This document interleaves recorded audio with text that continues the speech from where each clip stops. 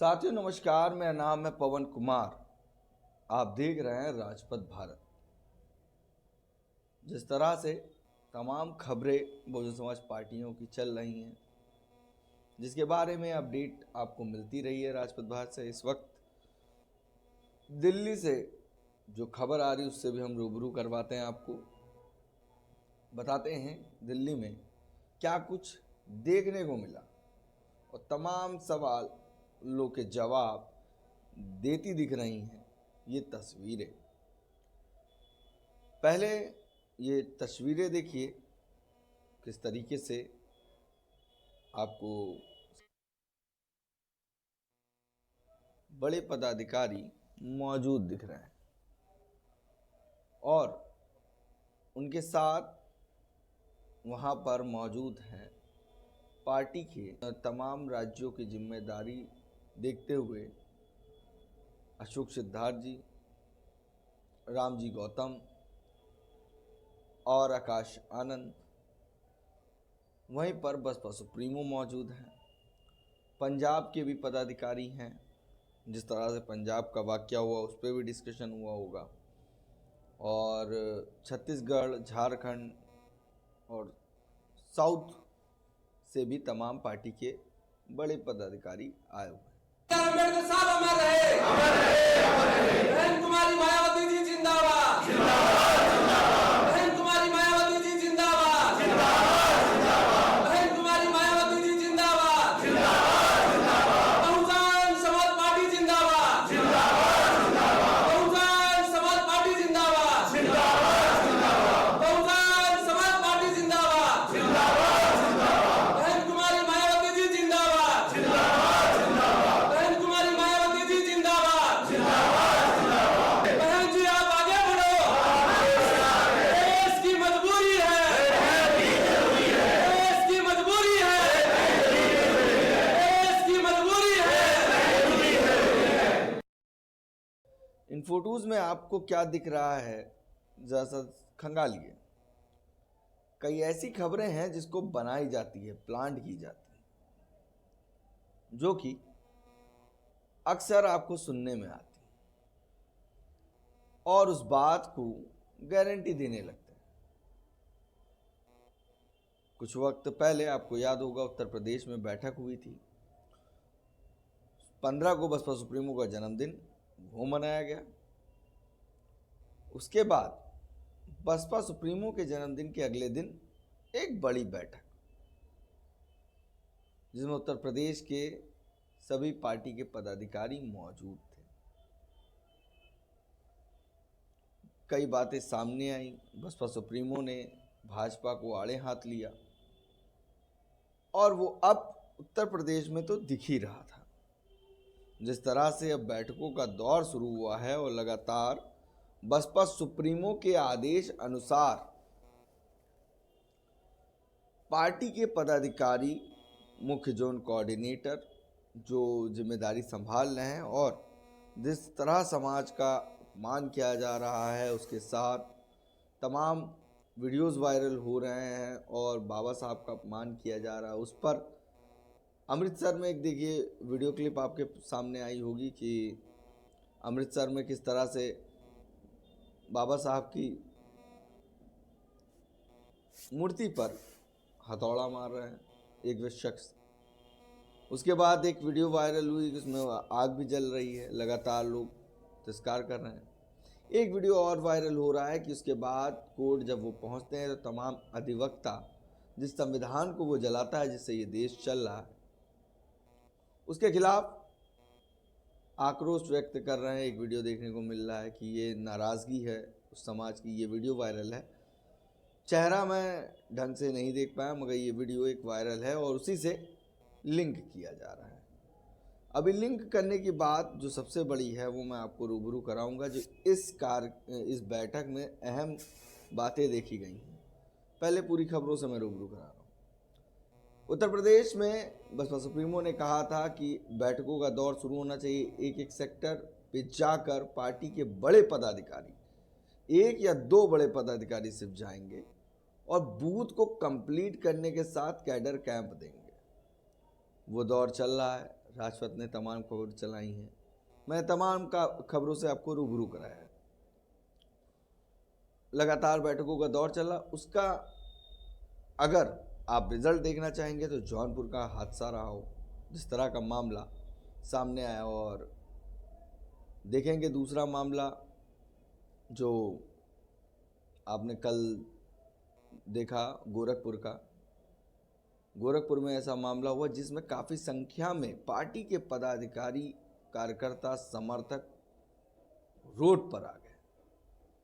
Baspa supremo ने संज्ञान लिया इस मामले को, दोनों ही मामले को, और उसके बाद तमाम राजनीतिक पार्टियों ने भी ध्यान दिया और लोगों ने मुलाकात की, उसकी न्याय की गुहार लगाई, जिसके बाद प्रशासन ने बॉडी ढूंढ निकाली।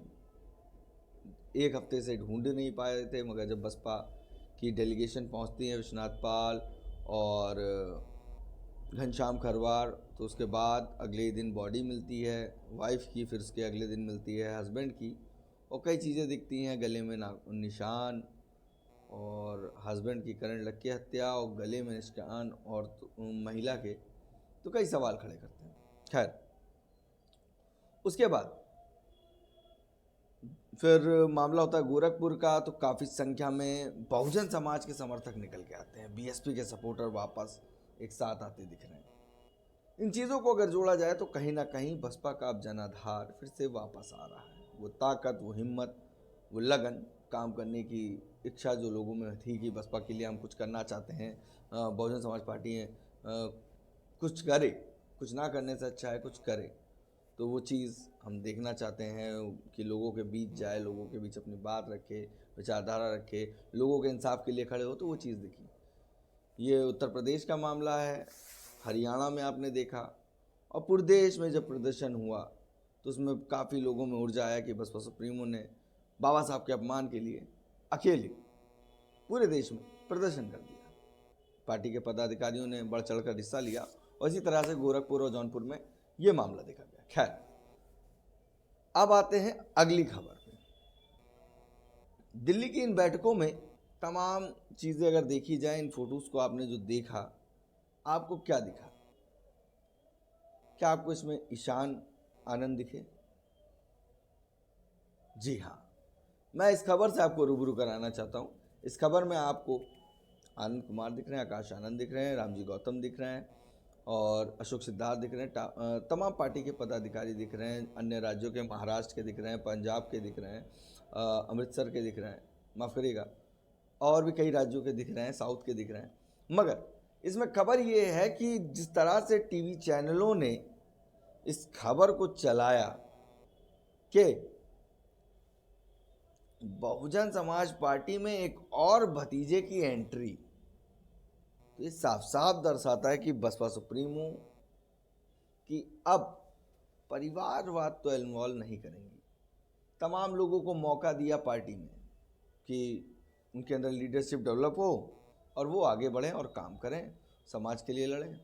मगर चाहे वो आर के चौधरी हो, राजा राम हो या जयप्रकाश हो, इन सबको मौका दिया गया, मगर ये इस मौके पर खड़े नहीं उतरे। ऐसे वाक्य हो गए जिसके बाद उन्हें मौका नहीं दिया जाता था। चिंता का विषय बन गया था बसपा सुप्रीमो के लिए कि अब किसको मौका दिया जाए, कैसे तैयार किया जाए। समय भी बढ़ता जा रहा है और उम्र भी बढ़ रही थी, लोगों नया नेता भी तैयार करना था। तो उस बीच आकाश आनंद बसपा सुप्रीमो के साथ जाते हैं और एक कार्यक्रमों को देखते हैं, सामाजिक ज्ञान, सामाजिक न्याय की लड़ाई को देख रहे थे, और तमाम बुकों को पढ़ा, तमाम प्रोफेसर से मिले और उनसे इन्फ्लुएंस हुए, उन विचारकों को समझे, बाबा साहब के विचारों को समझे और कांशीराम साहब के संघर्ष को समझे, तो वो बसपा सुप्रीमो के साथ खड़े नज़र आने लगे। फिर वो उस चीज़ को बेहतर देखते हुए कहीं ना कहीं आकाश आनंद काम करते थे। मगर तमाम मीडिया ने इस खबर को इस तरीके से सजोया कि बहुजन समाज पार्टी के साथ जो जनाधार जुड़ने लगा था, जिस तरह से बाबा साहब का अपमान हुआ था, उस अपमान की बात को दबाकर परिवारवाद दिखाते। ईशान आनंद लखनऊ आए थे, बसपा सुप्रीमो का जन्मदिन था, आनंद कुमार मौजूद नहीं थे, तो दोनों लोग बसपा सुप्रीमो को जन्मदिन की बधाई देने आए थे, उनसे मिलने आए थे। तो जन्मदिन के कार्यक्रम में भी पहुंचे ईशान आनंद, फिर अगले दिन बसपा सुप्रीमो ने कैडर कैंप किया, तो जो खबरें रात भर से चल रही थी, तो वो सुबह सा क्लिक थ्रू हुआ कि क्या डायरी लेके आए हैं। फिर मैंने भी वो बात की कि कुछ हो सकता है जिम्मेदारी, मगर मैंने ये नहीं कहा कि पार्टी में कोई पद मिलेगा। मगर सच्चाई ये निकली और बसपा सुप्रीमो ने कहा कि ईशान आनंद जन्मदिन मनाने आए थे और पार्टी का कैडर कैंप चल रहा, तो बैठक में बैठे हैं, पार्टी में कोई उनको पद नहीं है। इस हिसाब से ये बात क्लियर हो गई। आज दिल्ली की बैठक में ईशान आनंद नहीं दिखे। आनंद कुमार थे, आकाश आनंद थे, बाकी पार्टी के पदाधिकारी थे, जितने सेंट्रल कोऑर्डिनेटर हैं, मुख्य जोन कोऑर्डिनेटर हैं, प्रदेश अध्यक्ष हैं, वो सब मौजूद थे। तो कहीं ना कहीं इस खबर को फेक कहा जा सकता है, जिस तरह से ईशान आनंद पे खबरें चल रही थी। तो ये खबर यहाँ ब्रेक हो गई। आज बैठक में काफ़ी कुछ निर्णय लिए गए, उसके बारे में शाम को राजपथ पे सैयद कासिम जी आपसे रूबरू होंगे और ये खबर आपको बताएंगे कि क्या कुछ हुआ, वहाँ निर्णय लिए गए। क्योंकि दिल्ली में वो मौजूद है, उन्होंने जाना होगा, देखा होगा, लोगों से बात की होगी। क्योंकि राजपथ के जो सब्सक्राइबर हैं वो कहीं ना कहीं इस देश में हर राज्य में आपको मिल जाएंगे और कहीं ना कहीं कुछ ना कुछ जानकारियाँ मिलती रहती हैं। जिस जानकारियों के माध्यम से मेरे पास भी फ़ोन आया, मुझे ये जानकारी मिली कि कई लोगों की जिम्मेदारी बढ़ाई गई है और कई राज्यों में जिम्मेदारी किसी की बदली गई है। ये एक पिक्चर दिखी है और सबसे बड़ी चीज़ एक जानकारी निकल के आई कि जिस तरह से उत्तर प्रदेश में कैडर कैंप का दौर शुरू हुआ है, उसी तरीके से हो सकता है बसपा सुप्रीमो ने इस बैठक में कहा है कि आप अपने राज्यों में एक एक सेक्टर में कैडर कैंप शुरू करिए, बूथ कंप्लीट करिए। और ये दौर जिस तरह से उत्तर प्रदेश में मार्च तक चलेगा, उसी तरीके से ये कार्यक्रम वहाँ लगाया गया होगा। हो सकता है बिहार के लिए कुछ अलग ऑप्शन रखे हों और पंजाब के लिए कुछ अलग बातें रखी हों, क्योंकि चुनाव बिहार और पंजाब में है आने वाले वक्त में। उसके बाद उत्तराखंड में है। उत्तराखंड के नतीजों पर भी बात हुआ होगा कि चुनाव का प्रचार प्रसार किस तरीके से करना है, चुनाव में प्रचार प्रसार किस तरीके से करना है और मिशन मूवमेंट लोगों के घर घर तक पहुंचना चाहिए। जिस तरह से उत्तर प्रदेश में हैंडबिल छपवा कर वो जो बसपा सुप्रीमो ने प्रेस नोट जारी किया था कि ये जानकारी आपको देनी है लोगों के बीच में और कहीं ना कहीं ये इन्फॉर्मेशन देनी है, तो वो हैंडबिल आपको खुद प्रिंट करवा के लोगों के घर घर पहुंचाना है। जहां पर आप कैडर कैंप करिए वहां बूथ में आप ये हैंडबिल भी बंटवाएं कि जिससे वो व्यक्ति अपने घर लेटर ले जाए, उसको पढ़े हैंडबिल को और जाने कि बसपा सुप्रीमो क्या कह रही है। और जब आप लोगों से मिलेंगे तो अंदर की बात पता चलेगी, अंदर खाने में चल क्या रहा है, इन चीज़ों पे चर्चा होगी। दिल्ली में इस बैठक के दौरान कई बातें हैं जो आपके सामने खुलकर आएगी, मगर ये बात खुलकर सामने आ चुकी है कि ईशान आनंद को जिस तरह से इन लोगों ने अफवाहों का शहर बनाया और जिस तरह से बसपा का जनाधार बढ़ सकता था, कहीं ना कहीं लोग फिर से बहुजन समाज पार्टी पे भरोसा कर रहे हैं। क्योंकि जिस तरह से आकाश आनंद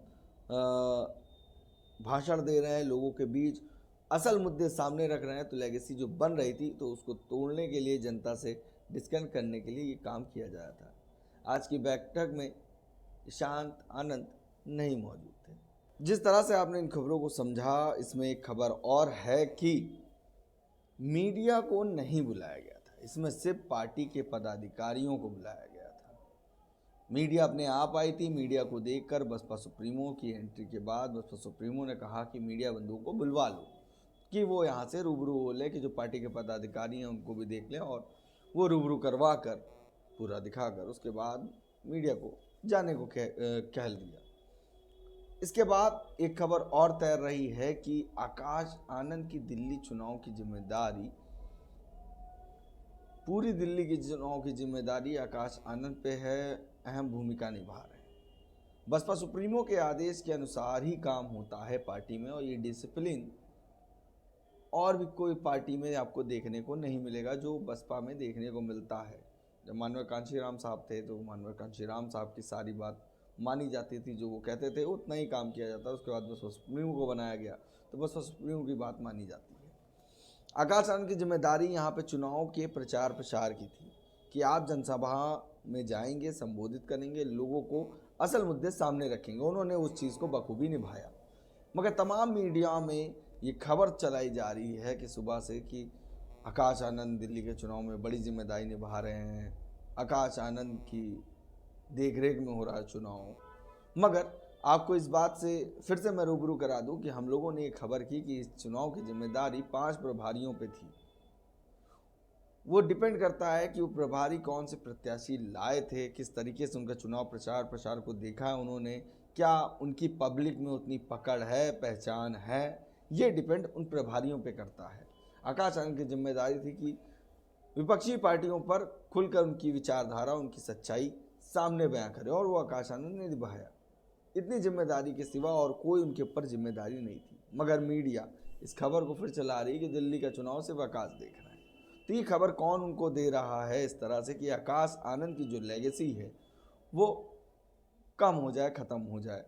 लोगों के बीच में जिस तरह से आकाश आनंद छा रहे हैं, लोगों के बीच में एक नए युवा नेता की तरह वो प्रभावित कर रहे हैं लोगों को, ये चीज़ देखने को मिल रहा है। मगर कहीं ना कहीं कुछ लोग ऐसे भी हैं जो ये नहीं चाहते कि आकाश आनंद की लीडरशिप आगे डेवलप्ड हो। जो बहुजन समाज पार्टी में जिस तरह से कांचीराम साहब ने बसपा सुप्रीमो को डेवलप किया, और बसपा सुप्रीमो उनकी हर बात को मानते हुए, उसी जिम्मेदारी को सिर्फ निभाते हुए और सब चीज़ को समझते हुए काम किया, जिसके बाद वो बसपा की उत्तराधिकारी बनी और फिर राष्ट्रीय अध्यक्ष बनी, और जिसके बाद जो वही काम आकाश आनंद कर रहे हैं कि बसपा सुप्रीमो की बात को समझे। क्योंकि कांचीराम के साथ सबसे ज़्यादा समय अगर किसी ने बिताया है तो बसपा सुप्रीमो ने बिताया है, और उनसे ज़्यादा अनुभव शायद ही किसी के पास हो। और वही काम आकाश आनंद करें कि बसपा सुप्रीमो के आदेशों का पालन करें। उनको सिर्फ जिम्मेदारी प्रचार प्रसार की थी, जनसभा को संबोधित करना। उस तरीके से उन्होंने जनसभा को संबोधित किया और काफ़ी कुछ बयां किया, सच्चाई बयां की। अब ये डिपेंड करता है कि जो प्रभारी हैं, जो प्रत्याशी लाए हैं और जिनको जिम्मेदारी दी गई है जितने विधानसभाओं की, वो वहाँ पर अपने बूथ कितना तैयार कर चुके हैं, क्या सारे बूथ लग रहे हैं, क्या उन्होंने जो आकाश आनंद ने बातें कही वो लोगों के घर घर में पहुँचाई, ये डिपेंड करता है। क्योंकि बसपा सुप्रीमो का कोई भी वहाँ पर कार्यक्रम नहीं हुआ, मगर जो संदेश लोगों के बीच भेजना था तो वो आकाश आनंद के द्वारा पहुँचाया गया। क्या उस जिम्मेदारी को उन प्रभारियों ने अगर निभाया होगा तो साफ साफ डिपेंड करता है कि चुनाव बेहतर होगा। मगर अब समय कम है, किस तरीके से वहाँ पे बसपा लड़ रही वो बात वो प्रभारी जानते होंगे, क्योंकि आकाश आनंद की जिम्मेदारी थी जनसभा करना, चुनाव के प्रचार को बेहतर करना, तो वो काम आकाश आनंद ने अपनी निभाई। ये थी छोटी सी बात जो आपके साथ मैंने रूबरू कराई। कैसा लगा मैं वीडियो कमेंट करके जो बताया। बाकी बने हमारे चैनल के साथ। धन्यवाद।